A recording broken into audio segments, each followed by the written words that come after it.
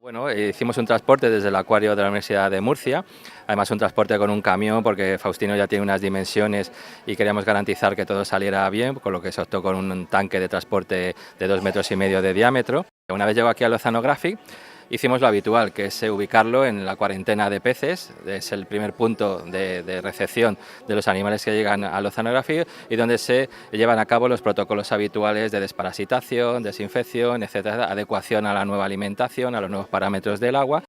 Lo bueno, pues el primer día que los colocamos juntos, ella nadó muy cercano a él, siguiéndolo, y bueno, la impresión es buena, es positiva, y creemos que es una especie que se va a adaptar fácilmente a este tanque, al tanque de océanos, que reúne obviamente las condiciones necesarias para que todo se pueda llevar con éxito y podamos contar con crías de esta especie próximamente.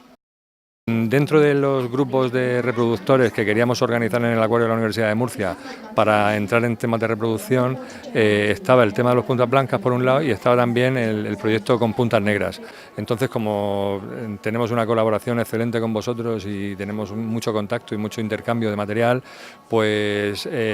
sabíamos que teníais una hembra que estaba en unas condiciones prácticamente similares de tamaño y de estado a nuestro tiburón, y vimos ahí una oportunidad para poder trabajar en reproducción aquí con vosotros también, ¿no? Estos tiburones son, cuando les llega el momento de reproducción a determinadas temperaturas, en determinada época del año, sí pueden entrar perfectamente, ¿no? Hay un intercambio fluido que se encargan ellos los conservadores de especies que unos tenemos, otros no, uno que reproducimos nosotros en cautividad, otro que vosotros podéis importar porque tenéis mayor músculo, y entonces se intercambian entre ellos especies y eso nos permite a los dos tener un equilibrio de especies que por otra parte nosotros no podríamos disponer si no fuera por la colaboración con vosotros.